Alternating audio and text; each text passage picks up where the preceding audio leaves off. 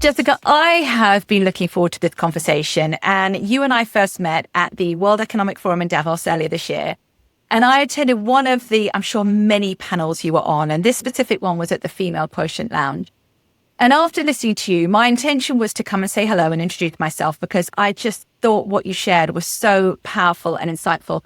Yet you were completely mobbed. So there was absolutely no way of getting anywhere close to you, but mobbed for all the right reasons, let's be clear.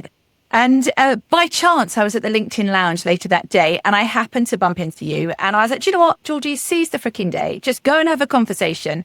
Because I wanted you to know like how infectious your energy was, but how interesting your insights were, because they were so actionable and accessible. And one of the hats that I wear is I'm founder and CEO of Women in Leadership Global, and it's a peer network for female executives in financial services. And I often, well, a common theme I observe is that women do a great job of getting the job done. They focus on their KPIs, they focus on all those objectives, and yet they're not giving enough thought, in my opinion, to their external brand, to their external profile. And often it's like they don't know how to best engage with LinkedIn. There's a fear of judgment. There's perfectionism that creeps in. There's intimidating. I don't want to be braggadocious. I haven't got time.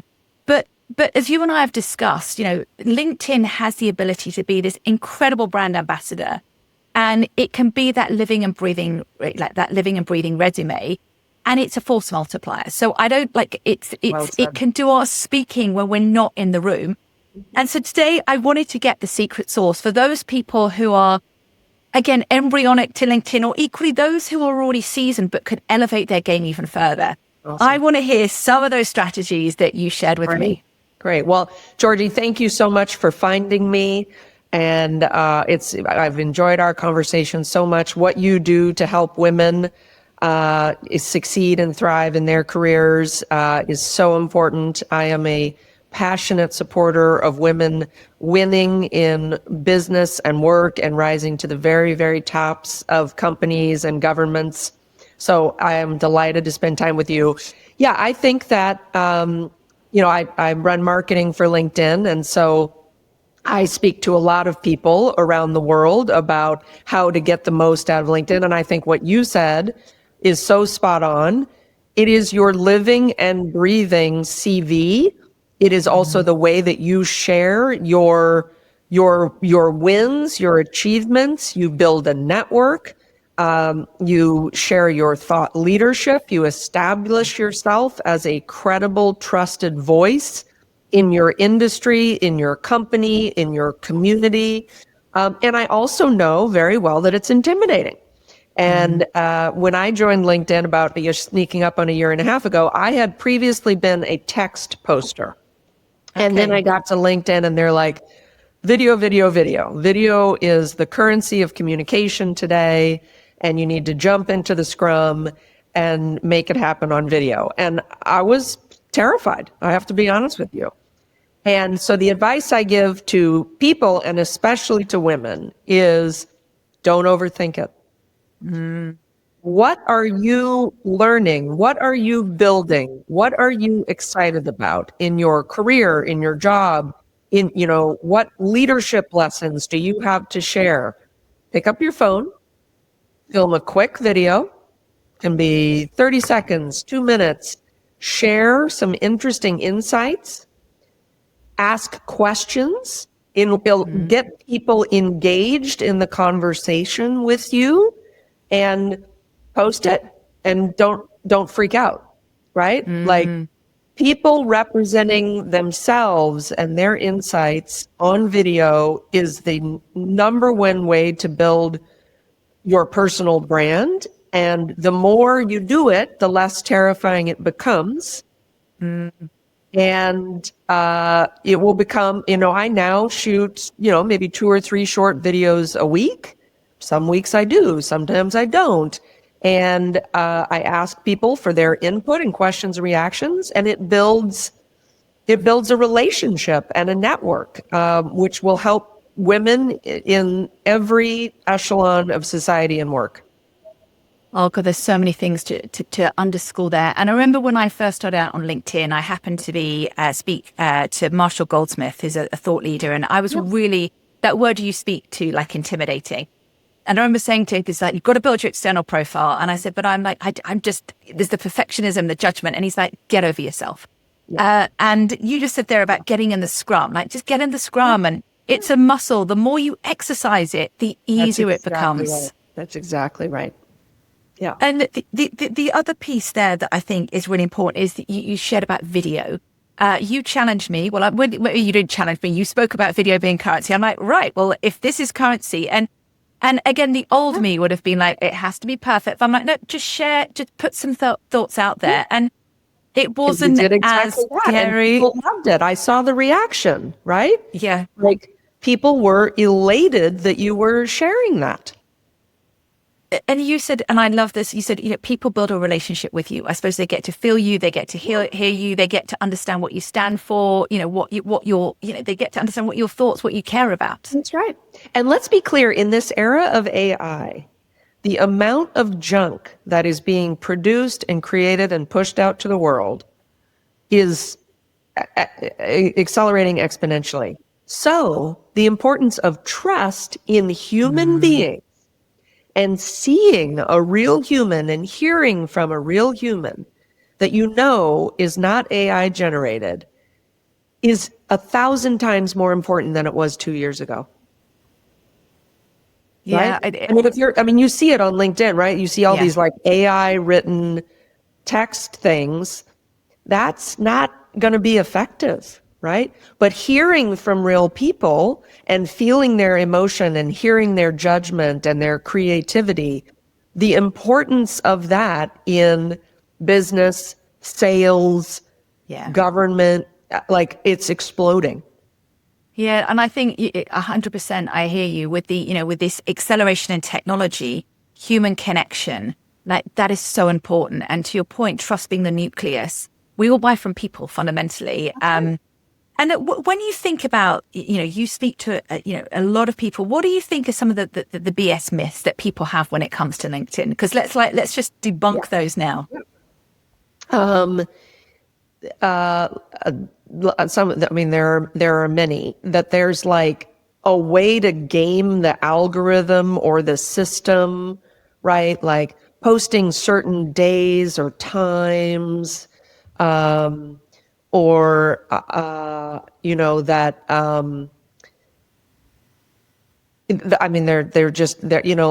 think another unfortunate myth that has gotten around a little bit is that we penalize women on the platform. And I just want to say super clearly, that is dead wrong. We do not factor gender into the algorithm at all. So, I would never work for a company that did that. I am an ardent feminist. I post about feminism all the time. I can guarantee you I am not penalized for that. So I think there are some myths going around that, like, LinkedIn favors certain kinds of people, and that's absolutely not true. The algorithm is geared towards your interests, your connections, your network, who you follow, what kind of content you consume, and what content you share. And that is a dynamic and fluid network of experiences at all times. So thus what I say, get into the scrum, right? Participate in the river of content, and, connecting with other people, commenting on other people's posts, responding to comments on your own post to show that you are engaged in the network. That's what matters. And how important is consistency? I mean, I post normally 5 times a week, and it's interesting you said there is no specific. You. Yeah. Well, the more I've done it, the more I enjoy it. So, more from it. Yeah. And it helps me centralize my content. So when you challenged me to the video, I actually ended up writing a poem, which I know you saw because you very kindly. And I didn't use AI. I was very adamant then. I want this to speak from the heart. And Yeah, so I think the more I don't know if the word is play with it, but engage with it. I suppose the more we find what Your speaks to voice us. and your Yeah, style, right? I still do text posts, right? Like sometimes I want to write about something or share data, right? And so there's no one right way. yeah, And everybody, some people are not comfortable with video. That's okay. I get that. I think you'll gain more from LinkedIn and the network if you do video, but there's plenty of different ways to get engaged. Certainly, consistency and, being an active participant like you, I mean, I think you are setting the bar very, very high. Um, that is helpful and will build your credibility and your reputation and your network, but it can be much lighter than that too. yeah. Mine was a build. Let's be clear. When I first started doing it, I was dipping my toe, and it was like sometimes like one a week, and then just being like, oh my god, how's the world going to receive that? And when it comes to, and I know it's not just female leaders, but leaders in general, I think it's important for, we've discussed external visibility and a profile.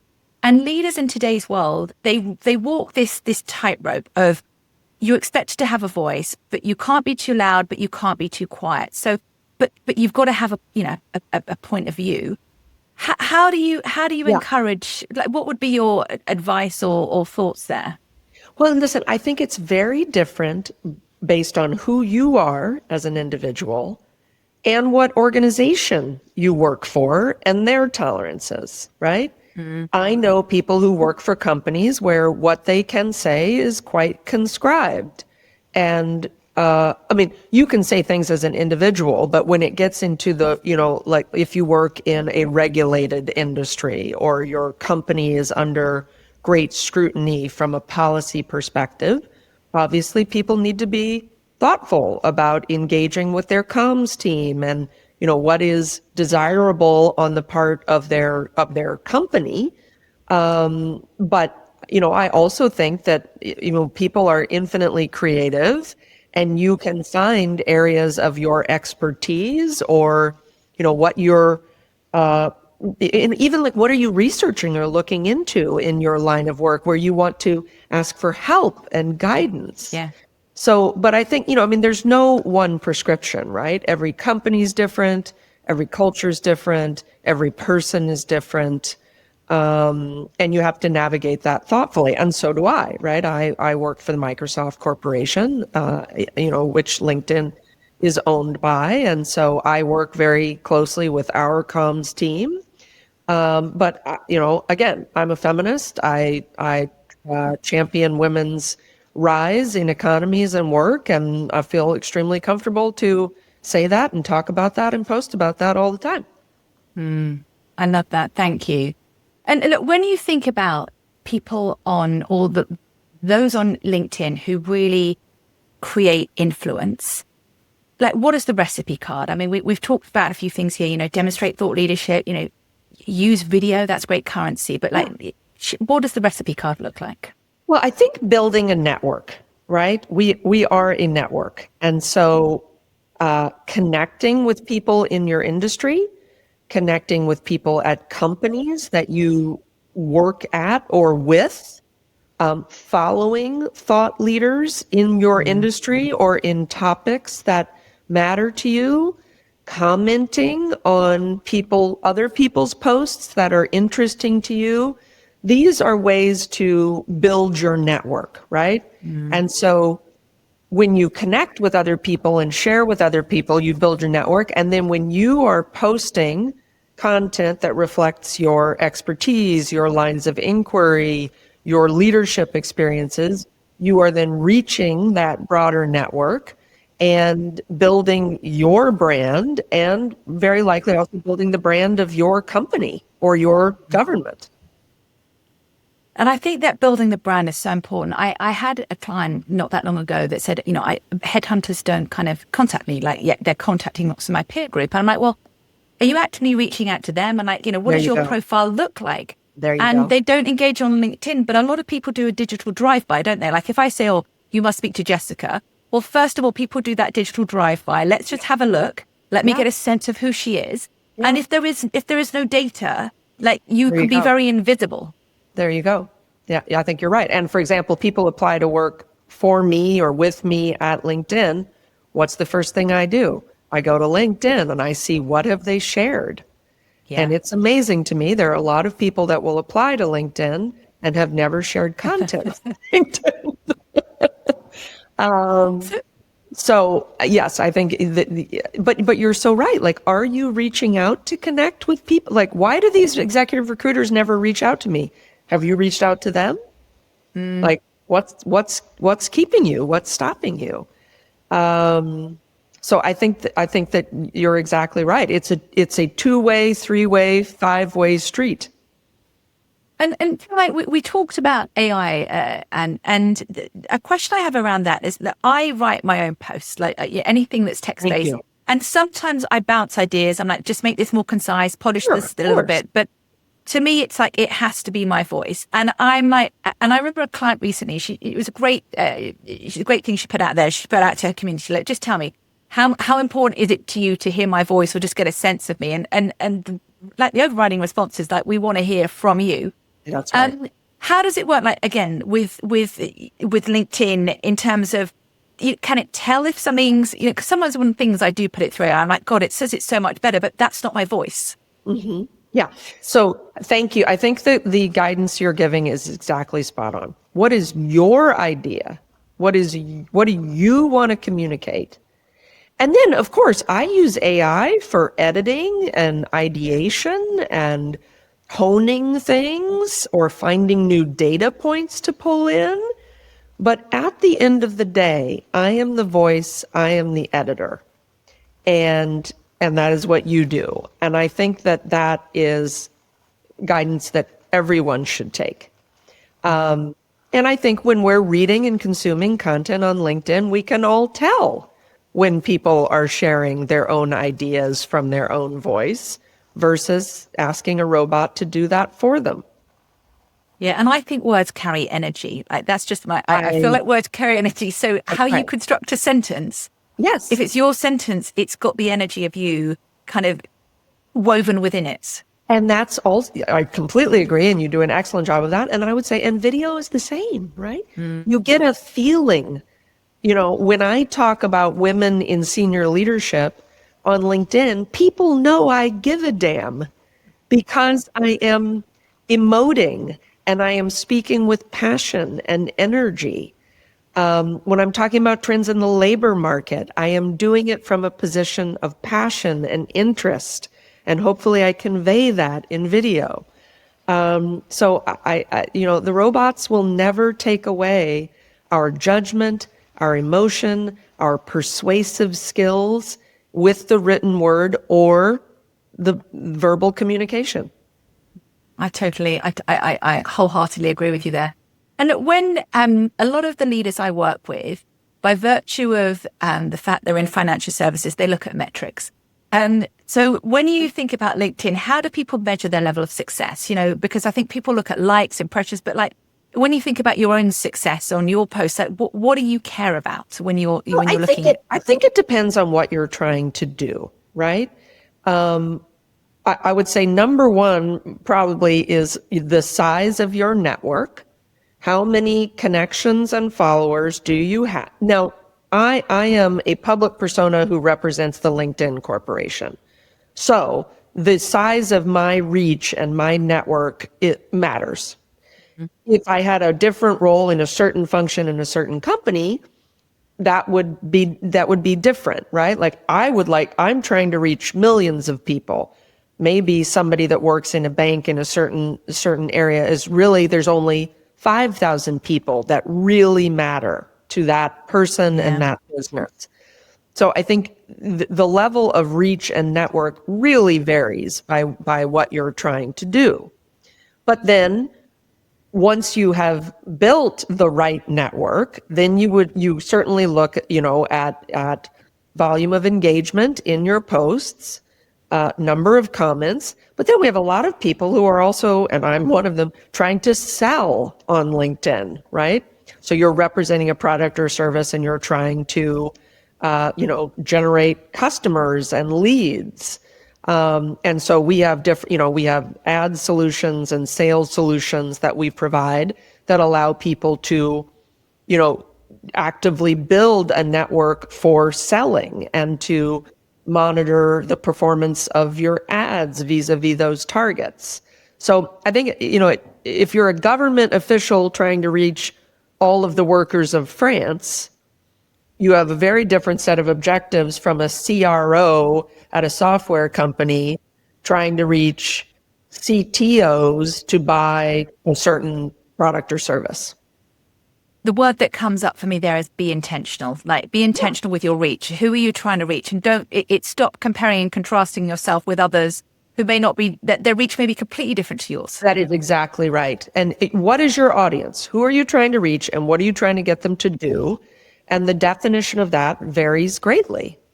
Look, I've had such a journey with LinkedIn, and it's been and genuinely, I mean this, I'm not just saying this because I'm speaking with you, but it's been a really enjoyable one. And as a someone who posts, but also receiving thought leadership, there's several people I follow, and I'm learning, I'm educating. I find who I follow. I'm very intentional around who I follow, because again, there's so much noise in the world. I want to make sure that but I learn. I find it a really great place, and also to keep connected. That's a huge part of why we're here, right? We want to help all of our vision as a company is to help all workers achieve economic opportunity. That is obviously vast and lofty.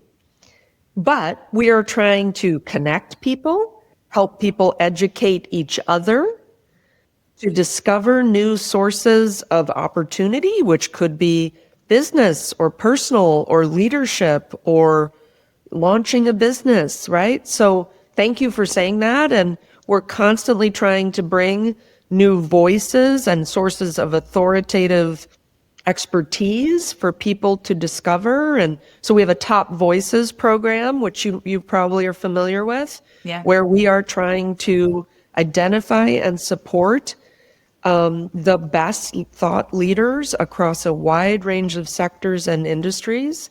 And, that's a big, helping people get educated and find opportunity is why we get up in the morning at LinkedIn. Well, look, this has been such an enjoyable conversation. I am so pleased that we got to meet in Davos. So the stars were aligned, that I did bump into you after the female quotient lounge. And as we close, if you were to give, female leaders in the world, like one piece of advice when it comes to LinkedIn, what would that piece of or that wisdom be? Well, first of all, I would say to all women in the world of work, keep going. Don't give up.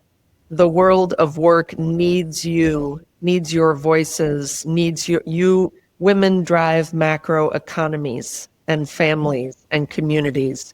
So thank you and keep going.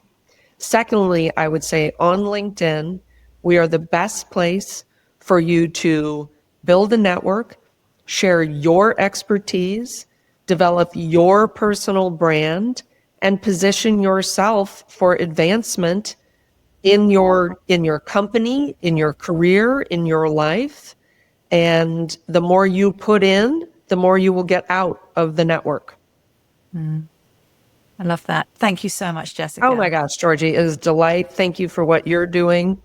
And I'm here to help you and all the women in your network. If you want to see the full episode, please do look at Apple and Spotify under Stratospheric Leaders, or go to YouTube where it will be under Georgie Dickens. I hope you enjoyed the full episode. There are so many great sound bites shared.